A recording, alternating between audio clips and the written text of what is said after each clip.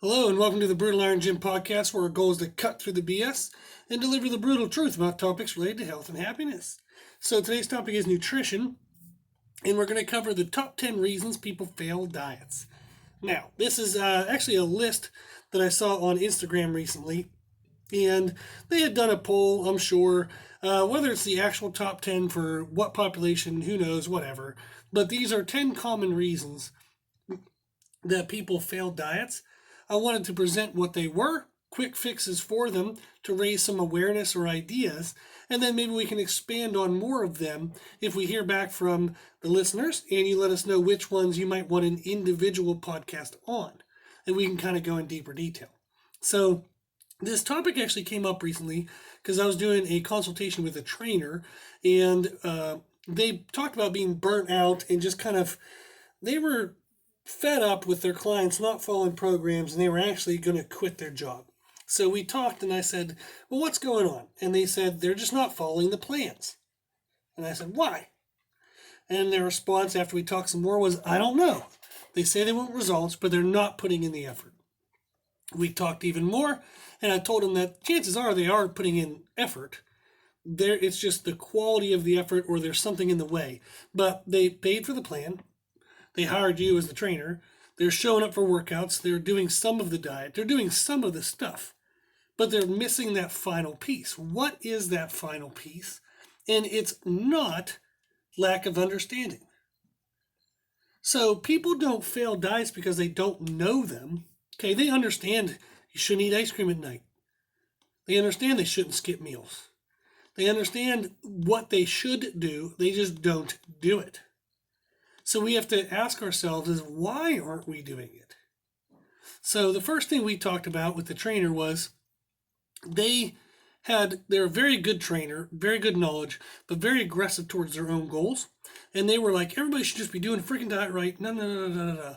And I told them, I said, well, you're expecting your class to be perfect. And they said, yeah. And I'm like, well, you're not perfect. No one's perfect. So don't expect from people what they can't give you. No one can give you perfect when it comes to following a plan. No one can give you perfect when it comes to a relationship. No one can give you perfect. No one is perfect. So we can only ask of people what they're actually able to give of us. If we can't be perfect, why the hell should we expect other people to be? So we started talking about what kind of level of adherence was necessary to make progress. So we've done tons and tons of studies on hundreds of people, and I have a chart that I give people when they want to track their nutrition, and it's called a smiley face chart because we use smiley faces and frowny faces, but you can replace those with checks and X's. But basically, they have a meal plan, and they know, for example, they're supposed to eat 5 meals a day. So breakfast, lunch, dinner, and then like kind of snacks mid-morning, snack mid-afternoon, something like that. And then maybe 5 meals a day times 7 days of the week, there's 35 total meals. And we found that if people get 32 out of 35 meals right, they make great progress. If they only get 30 out of 35 right, they'll make some progress, they'll move forward, but it could be a little bit better. If they get 28 out of 35 meals right or less, they don't make much progress, unless they definitely don't. So what we found is those percentages are 90%, 85%, and 80%. If somebody does a nutrition program, 90% correct, that is correct enough to make great progress. If they do it 85% correct, that's pretty good. They're going to make some progress, a little slow, could be a little faster, but they're going to move forward. 80% or less is kind of not going to be that great. You're not going to really move anywhere. You're going to feel like you're trying hard, but you're not going to get anything for it. So we found that, like, say somebody only eats 3 meals a day, 7 days a week, that's 21 meals. So they have to be 90% adherent to whatever their 21 is. 85 and 80. So we found however many meals a week that you're supposed to have, and what you're supposed to have at those meals is what you should track. So if you have a meal time and you eat the right food, you get a smiley face or a check. If you have a meal time and you eat, but you eat the wrong thing, you get a frowny face or an X. If you have a meal time but you don't eat and you have to leave it blank. So every time we get an X and a blank, or a frowny face and a blank, those are quote-unquote mistakes. So we would track those. If you would like a copy of this adherence chart, shoot us an email, brutaliron@gmail.com, and I'll send it to you for free. so you can track and see how well you do. If you're doing 90%, don't beat yourself up. That's freaking awesome. You do not have to be perfect to make progress. If you're doing 85%, cool, great. If you're below 80, it's kind of a red light. You got to kind of figure out what's going on. And what we wanted to figure out when I was talking with the trainer was, for people who are under 80%, for people who are struggling to follow their diets, what are the reasons they don't follow them? So I told the trainer is if they want to solve this, if they want to prevent themselves from being burned out and hating their job, they actually need to dig deeper. So typically whenever we hear people being burned out, we say, hey, you need to pull back, pull back, pull back.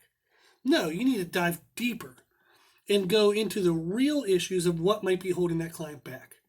It's not whether they're having a banana at 10 o'clock or 11 o'clock. It's not whether they're having a banana or an apple or whether they're having any fruit at all.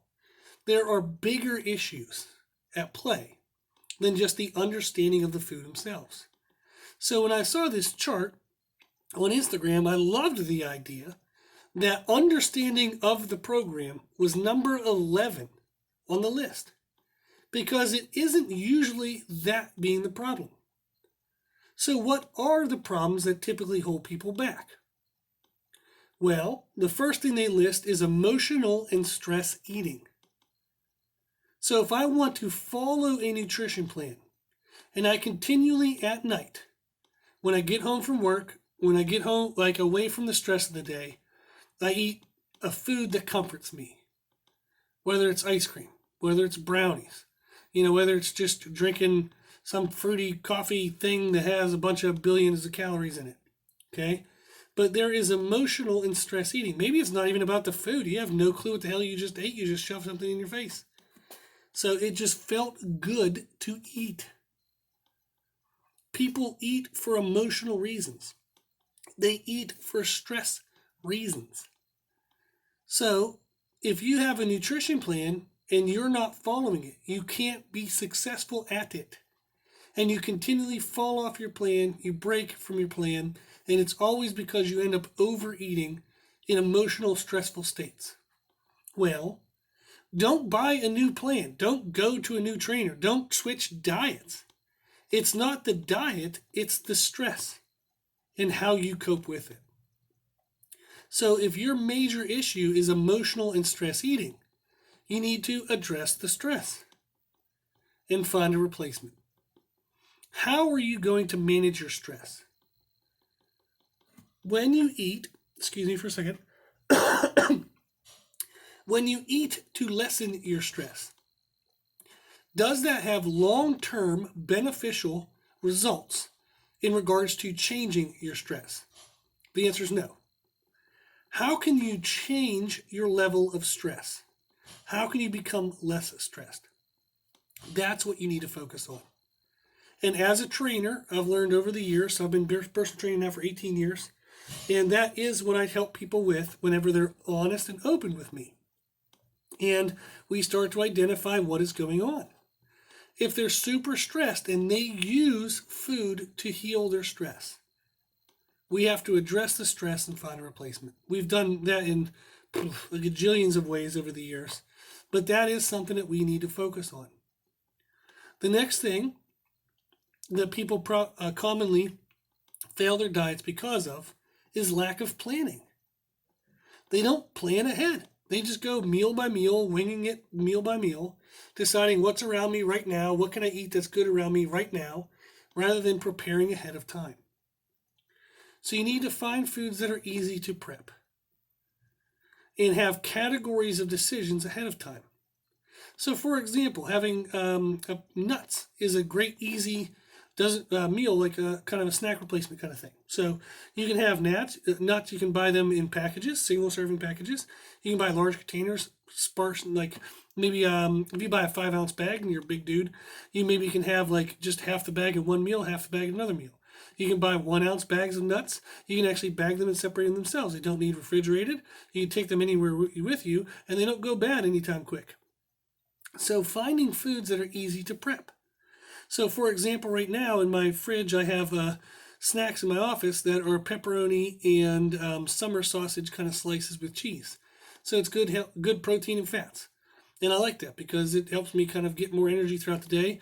It's actually nutriently dense, so I don't feel like I have to eat a whole big glob of food just to get some calories in my face. So it works really well for me.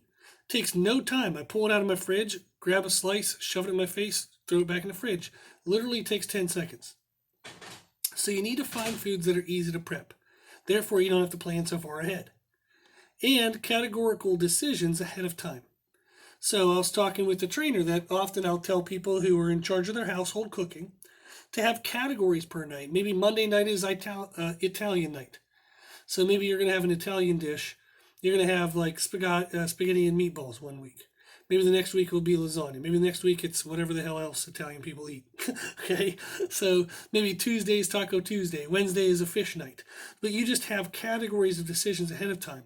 That lessens what's called decision fatigue, and it makes it easier for you to pick healthier options because there's a narrower window for you to have to pick from.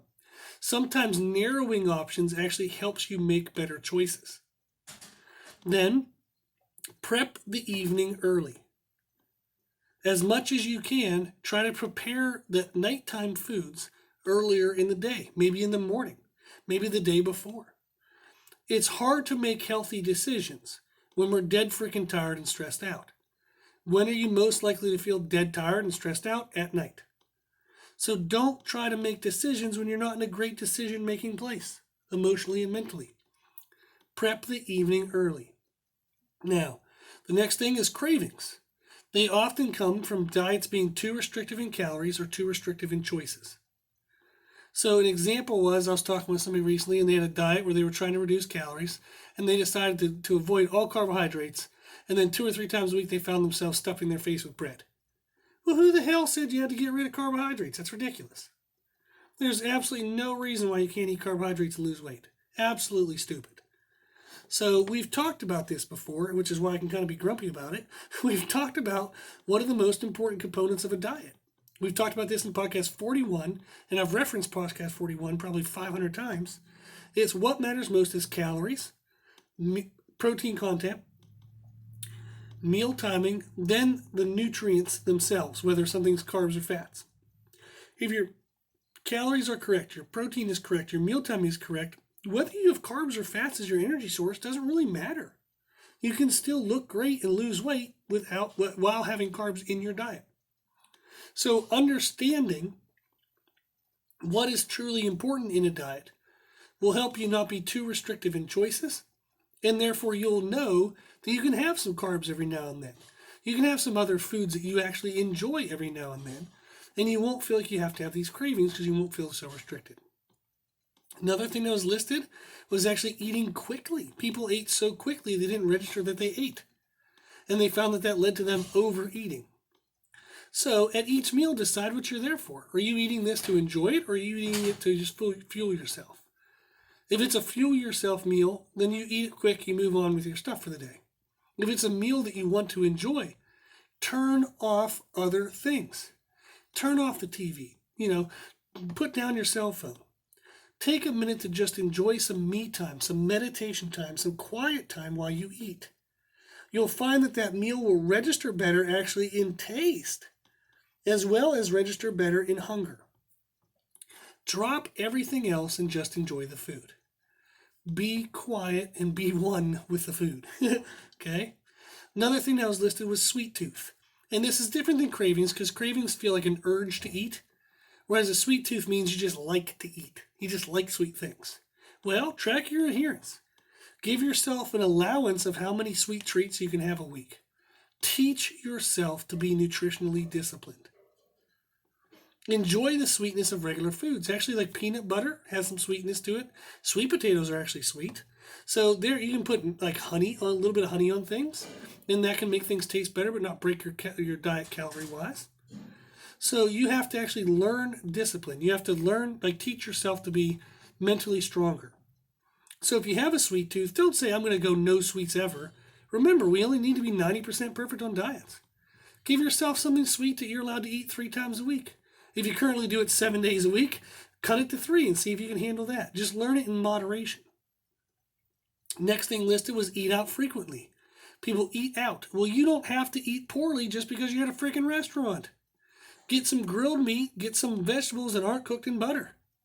You can eat really healthy at restaurants. If you have restraint, you have discipline. Sometimes people don't like being told that they need to be tougher, but it's true. Where can you gain toughness is by challenging yourself to become tougher. So if I told you right now that for you to maintain your life, you have to work 1 extra hour a day. If you don't do it, you're dead. You have to work 1 extra hour a day.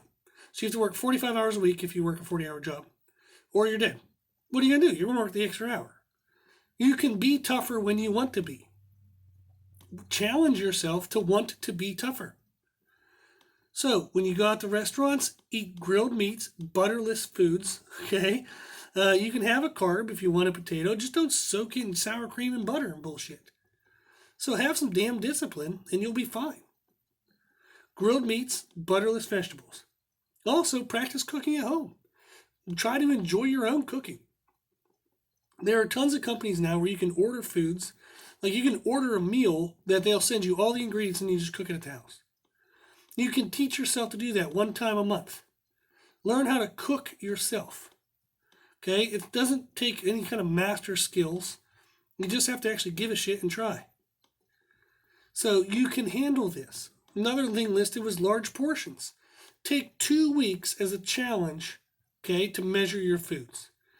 I will send you a program, okay, that'll give you ideas of kind of serving sizes that you should have for different foods. If you email us at brutalirongym@gmail.com. Buy a weight scale, measuring scale for food. Take this program and challenge yourself for 2 weeks to measure everything you eat. You'll be amazed how much that can teach you in just 2 weeks. Also, Google serving sizes. You'll find out a deck of cards is about the size of that most people should have for meat servings. The size of your fist is about the most that people should have for carbohydrate servings per meal. So you can Google common serving sizes, okay, and objects that they're related to. Another thing that's listed is time to prepare meals. Don't pick meals that take forever to prepare. Like we said, nuts is a good thing. You can do the meats and cheeses and things like that. You don't have to have 5-course meals every freaking time you eat. You can cook eggs and ham for breakfast in like 5 freaking minutes. It can be done. Okay? It's easy to do. Get a rice cooker. Put a timer on that thing, and you can have rice ready when you get home from work. It's done. You just have to put in the effort to put forth the structure needed to put these things in place. The last thing listed in the top 10 was wine and alcohol. Okay? You can have wine. You can have alcohol. You can drink with your friends. You just got to eat cleanly and eat appropriately at other times of the day. Okay, at other days of the week. So if you want to go out and have some fun on Friday night, fine, swap some carbs and fats. Okay, the calories from your carbs and fats on Friday for alcohol later in the day. Okay, you might wake up Saturday feeling like shit, but at least you're going to have fun and you're not going to break your diet. And then just be really strict at other times, knowing that you're going to have that fun time coming up later on. So lack of understanding of what is a good diet isn't usually the problem. It's the inability to adhere to the rules of the diet. Typically, the reason why people can't adhere to the rules is because of these things. Emotional and stress eating, lack of planning, cravings, eating quickly, sweet tooth, eating out frequently, large portions, time to prepare meals, wine and alcohol. We've talked through for 18 minutes and 57 seconds on how to address that stuff. So there are ways for you to address those things so you can better adhere to diets and get success nutritionally. You don't have to be perfect. Perfect is not success. Learning how to eat healthy for the rest of your life is success. Who gives a shit if you can eat well for 3 days and you eat like a jackass for 3 months? That doesn't matter. That doesn't help anybody. So understand you don't have to be perfect. You just have to make progress. 90% is freaking amazing. 85% is pretty good. Aim for that. We have an adherence chart you can use to see where you're at percentage-wise. Email us at brutalirongym@gmail.com. I'll send you that. If you have any issues related to any of these top 10 specifically, email us and I will send you help. Or I'll make a podcast in one full, awesome 20-minute detail about just that problem and how we can address it for you. We'll use you as a case study for the program, for the podcast. So, Reach out. If you have a nutrition plan and you're not following it, find out why you're not following the plan and make a plan for that. If you're not following it because of emotional and stress eating, make a plan to address your stress and find a replacement activity. We are here to help. Reach out to us. We can do podcasts if you want on a topic. If you want an actual nutrition plan, we can help you with that. I can help you with individual issues, whatever it might be. Money isn't the problem. I'm going to do it for free if you want in a podcast. If you want to pay me, I'll help you more in depth, okay? But don't let money hold you back. Don't let 10 freaking seconds to send an email hold you back. Email us, brutalironjim@gmail.com. Tell us what you're struggling with. Whatever it is, I promise we'll get you the answer. If I don't know it myself, I'll find the answer, because I would want to know it for people in the future. We're here.